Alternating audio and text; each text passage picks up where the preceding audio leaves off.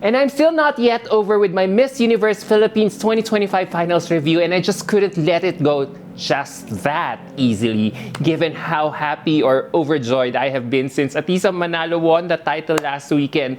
So maraming salamat for watching my review about it a few days ago. Kahit late ko na siya in-upload, pinanood nyo pa rin siya. I still really feel all your love and support. And same thing na rin for my critics and bashers alike. I may be a patolera with my bashers on the comment section from time to time, especially when I really have the time. But to tell you the truth, I have no hate against them, as I realize they still give me engagement and a boost on all my viewership here in my YouTube channel. Kasi I realize I comment and criticize, so it's only fair I allow you all to give you a space for all your dissent at the same time. Because after all, I'm also learning from so many things from all of you here, especially when it comes to saying things with tact. And as I still grow my subscribers here, I realize how my words could really impact or shape public opinion. So to all of you raising your eyebrows right now, bring it on. Magkalat lang kayo na magkalat sa comment section ko because I no longer care. Kasi mas marami naman yung may genuine concern sa akin dito.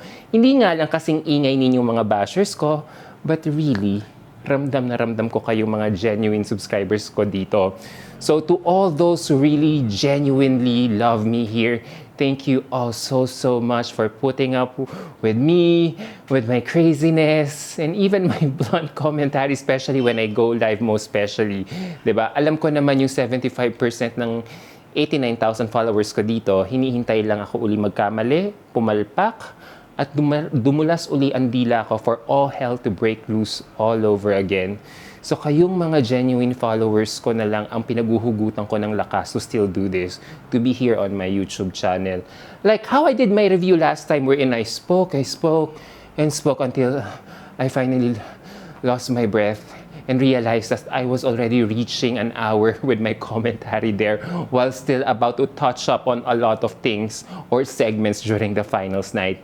Yup, I still have so many things to say, and unfortunately, my previous video, which lasted for almost an hour, was still not enough to emphasize all my points that I would like to share.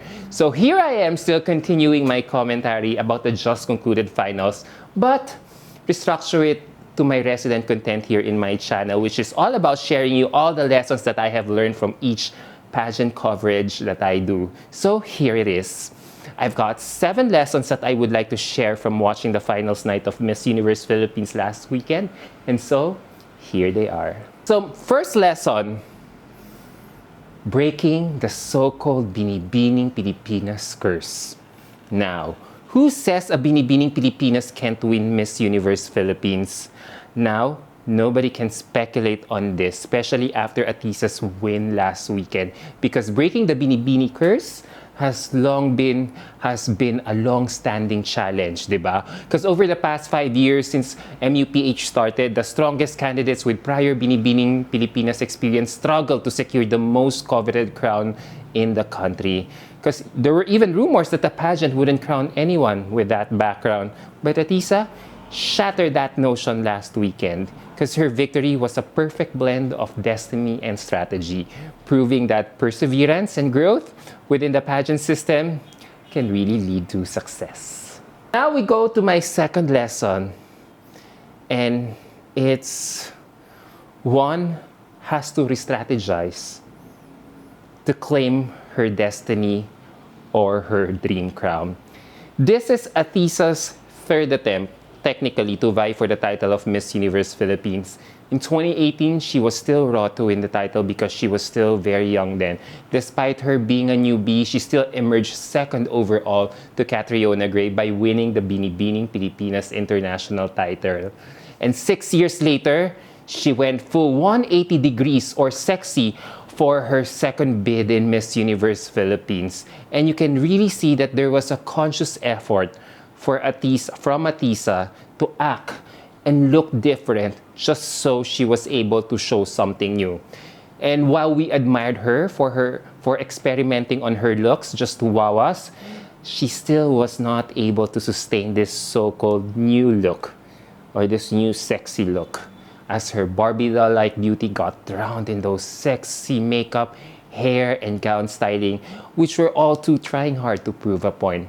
So suddenly, we realized Atisa was not that creative and discerning to know the types of looks that would work best for her, which was also the same problem that we saw from her during Miss Cosmo last year. And so, consequently, she had to re-strategize for her third try at the last minute, knowing her third try was really unplanned after all. And this really needs to be highlighted. Atisa took the liberty to re-strategize her campaign this year.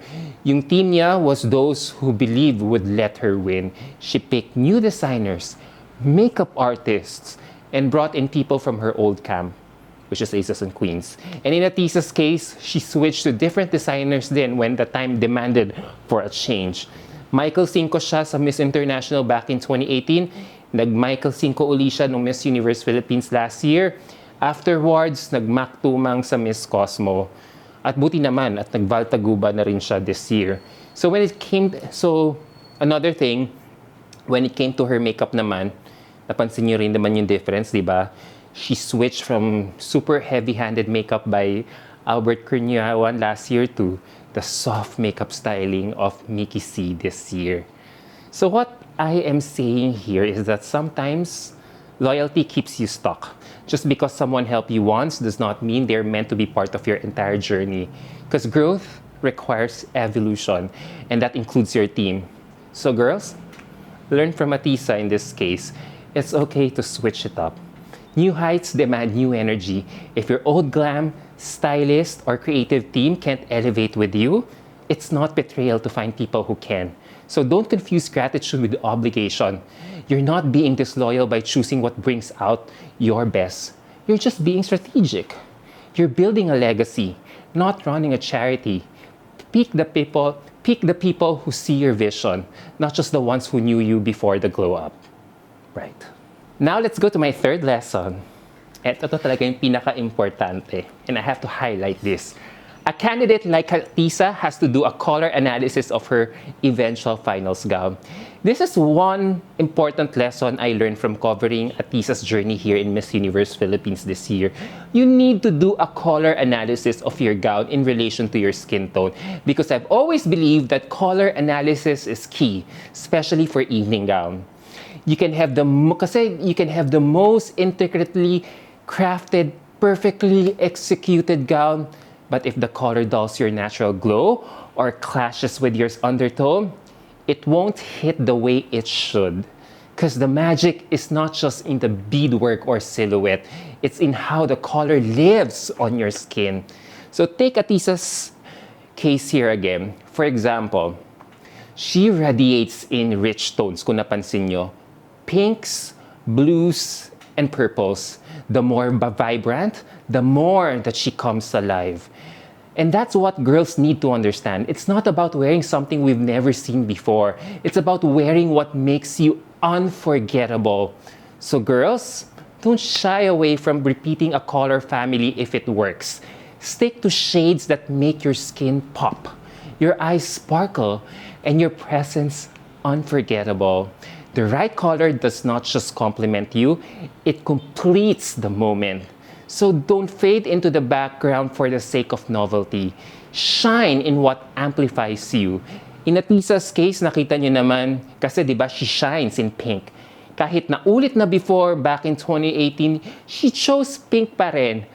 Diba? And I also have to consider her fellow contestant here, Win-Win, as an example too. I feel she wore pink during the finals to close a chapter na naka-green siya, which we have gotten to love from her Reina Hispano-Americana journey.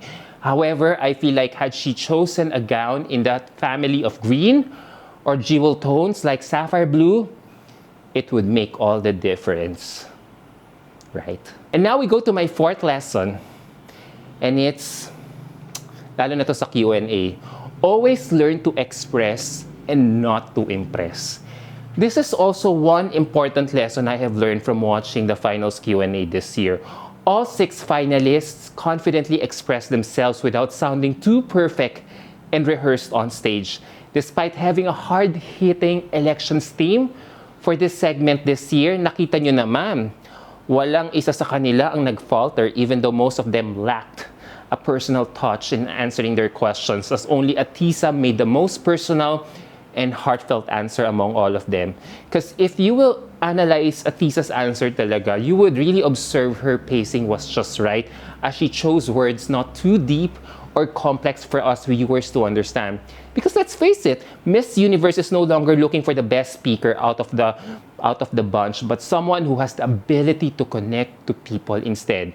And in Atisa's case, she was able to do so by relating those personal experiences to her answer. Because pageant girls need to remember din, it's not about delivering a perfect English answer. It's about delivering a powerful one.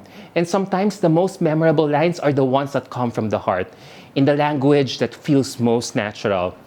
Another example of this, sige, aside from Atisa, is Katrina Legado's answer. Napansin nyo naman, di ba?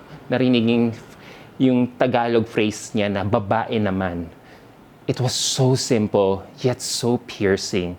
Katrina was unafraid to quote or speak something in Filipino because that's who really she is when she speaks. Not the eloquent English speaker, but someone who tries to show her authenticity on stage as much as possible.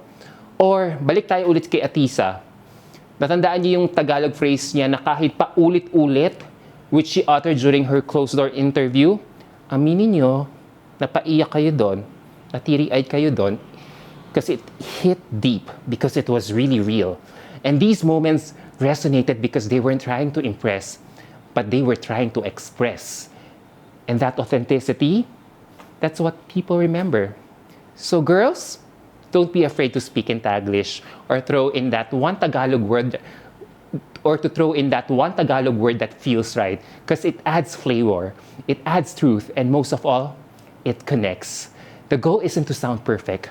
The goal is to be felt instead. And now we go to my fifth lesson. Because we all know that Miss Universe is all about visuals and showmanship. But girls like Atisa can learn the power of restraint. I know a lot of you guys, most especially her critics, are saying, how can Atisa win in her most imperfect moments during the finals night, or even her whole run in Miss Universe Philippines this year? And I can attribute my answer to her so-called power of restraint. Yes, the power of restraint.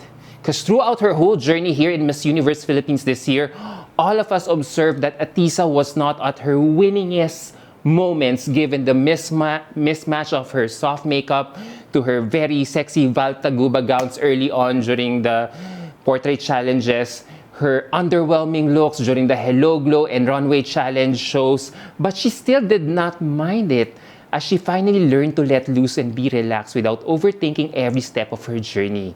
Yes, she may be looking timid and no longer looking new to our eyes, but the noticeable restraint in her looks and styling have been very evident, and it continued all the way to how she looked during the finals night. Na nakita nyo naman, ang linis-linis na ng styling niya in this pink gown. Her makeup rin was not too dark. Her hairstyle was very subdued, nakaban na lang. And most of all, her Valtaguba gown wasn't screaming too sexy. And most importantly, hindi na siya gigil like how she was during her turn last year. So she finally understood what Miss Universe Philippines organization was looking for in a winner, which was highlighted during the Netflix documentary. And that's the most important thing she had to learn. Now, on to my next lesson, which is, of course, girls pa rin need to learn how to have fun on the show. Because one of the most fun and organic ladies to watch during the final show was Dr. Gabby Carballo. I know majority of the fans were surprised to see her place high in the competition, but I had already predicted it from the get-go, as she was very natural and hindi masyadong gigil at papansin. Dr. Gabby's success here was a well-earned triumph, despite not being the frontrunner. because she brought a refreshing energy to the competition, embracing every moment, much like Miriam Kimbao dancing like a Barbadian during her time in Trinidad and Tobago, diba? Naalala niyo yon?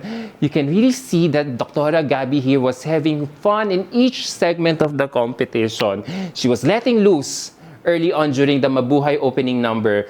Tapos she was visibly thrilled to see James Reid during her turn in swim. Nakita niyo naman yung saya niya? Open mouth and still walk elegantly with a huge smile despite navigating those stairs with ease. Truly, Doctora is teaching us that there's something magical about letting go and really living in that moment. And Gabby did just that. Her ease and confidence, combined with her excellent speaking skills, shone throughout at the perfect moments. Hence, her win was a delightful surprise, and I could not be happier for her. She truly earned it. And finally, we go to my last lesson, and it is, your dreams are not just valid, but also not over until you give it one more try. Just like Atisa Manalo, Winwin Marquez has truly been a standout competitor, showcasing the strength and determination needed to take on the global stage. Her journey has been a powerful reminder that your dreams are not over until you give them another chance. When the age and marital status requirements changed, Winwin took the opportunity to pursue her dream of representing the Philippines at Miss Universe once more, inspiring us all to keep pushing forward. While her gown could have been more impactful, given the high standard that we've seen from her in the past, her preparation, platform, and thoughtful approach to every move she made were definitely undeniable. And the good thing about coming back after a few years is showcasing your growth and evolution as a contestant. And in Winwin's case, motherhood has really grounded and made her so relatable as a candidate.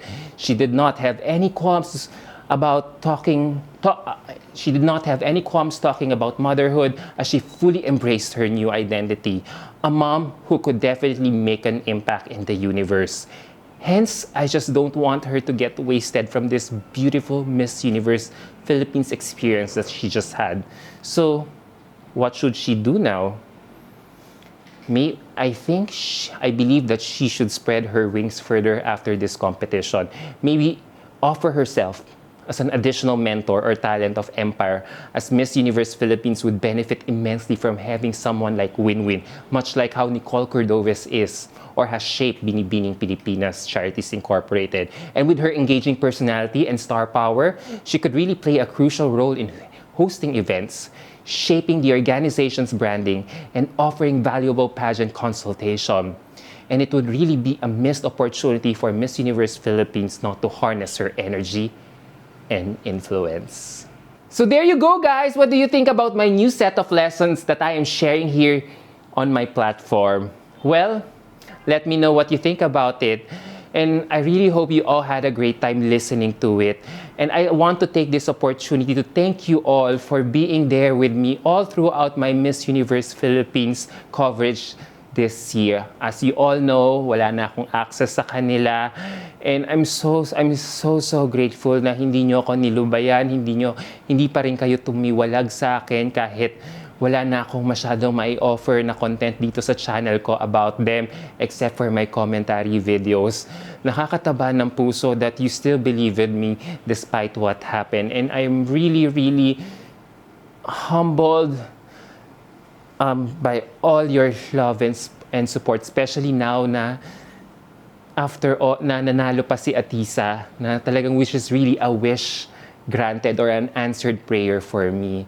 So, I really hope you would get used to this kind of setup coming from me when it comes to covering Miss Universe Philippines editions from now on.